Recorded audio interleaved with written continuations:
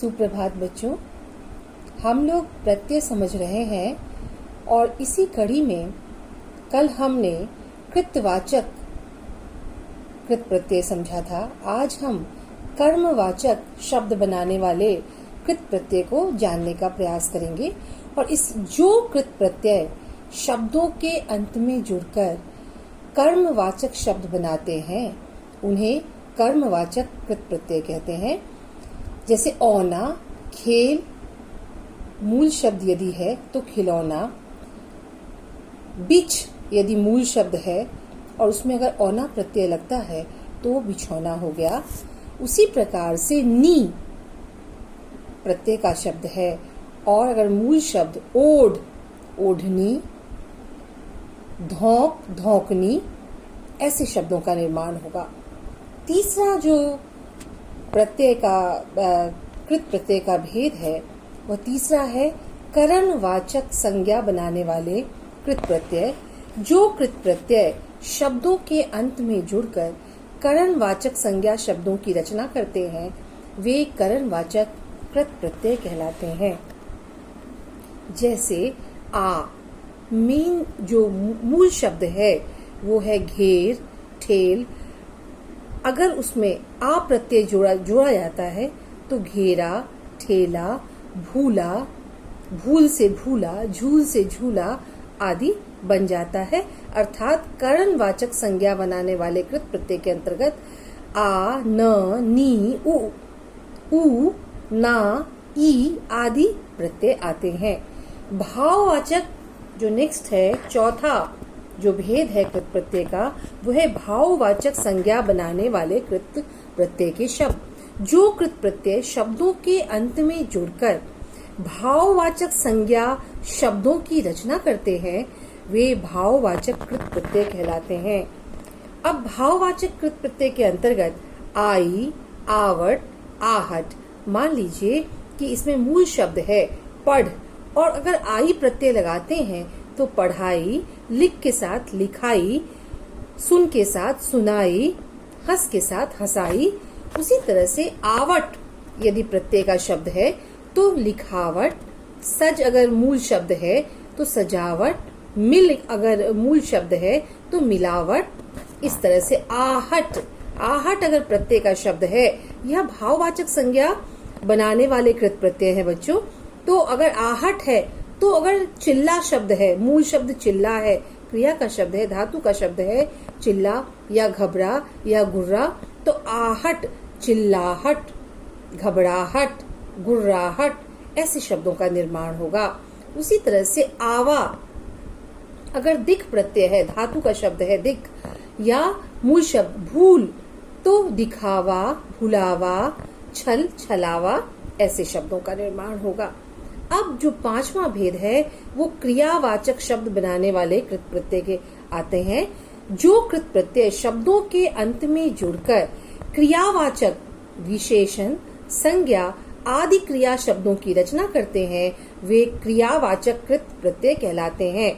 जैसे अब क्रियावाचक कृत प्रत्यय आऊ, अब मूल शब्द यदि खा है तो यहाँ हो जाएगा खाऊ, पी है तो यहाँ पर पीऊ, चाल है तो चलाऊ या चालू, झाड़ है तो झाड़ू।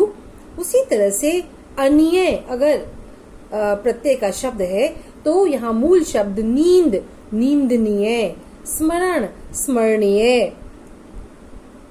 पूज, पूजनीय, प्रशंस अगर मूल शब्द है तो प्रशंस, अन्य अगर प्रत्यय है तो इस तरह से इसका सोच, सोचनीय।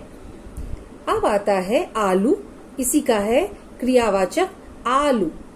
ये अगर प्रत्यय है तो कृपालु, मूल शब्द अगर कृपा है तो कृपालु हो गया। दया अगर मूल शब्द है दयालु हो गया। श्रद्धा अगर मूल शब्द है तो श्रद्धालु हो जाएगा। तो बच्चों कृत प्रत्यय हमारा हो चुका। प्रत्यय के दो भेद मैंने बताए थे कि मूल रूप से दो भेद है, कृत प्रत्यय और तद्धित प्रत्यय। और कृत प्रत्यय के अंतर्गत उसकी जो 5 उपभेद है उसे भी हमने समझा। अब हम तद्धित प्रत्यय को समझने का प्रयास करेंगे।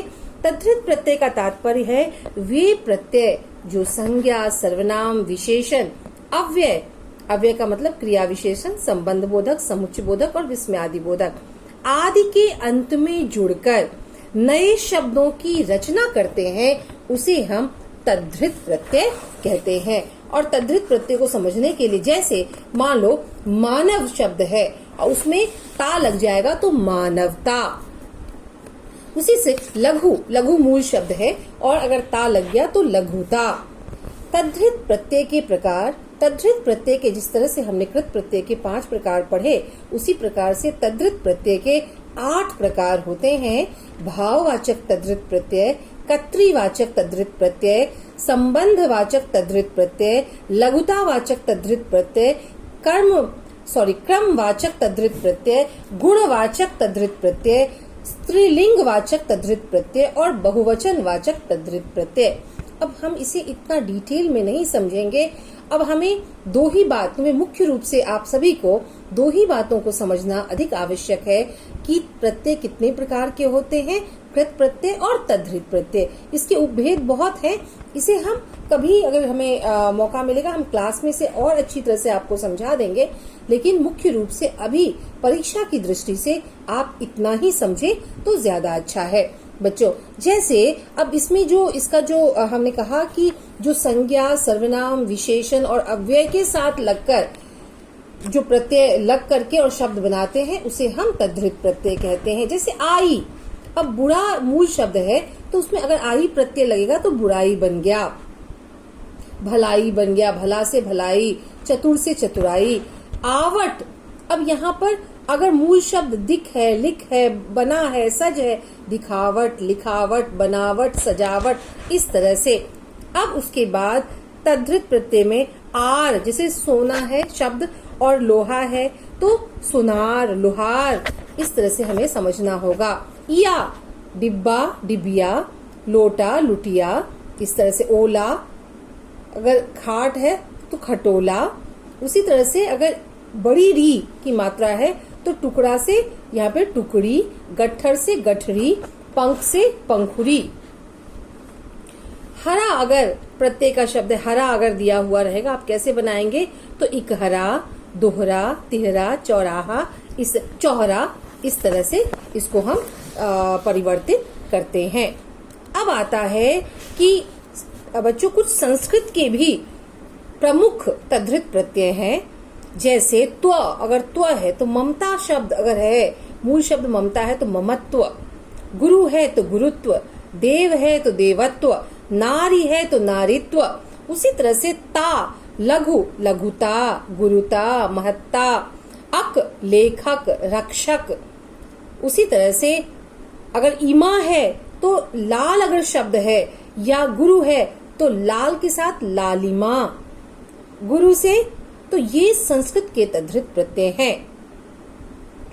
अब आता है उर्दू के प्रमुख तद्धित प्रत्यय। उर्दू के प्रत्यय में आना, साल, सालाना, रोज, रोजाना, नाक, शर्मनाक, शर्म अगर मूल शब्द है, दर्दनाक, खौफनाक, दार, दार उर्दू के प्रत्यय हैं।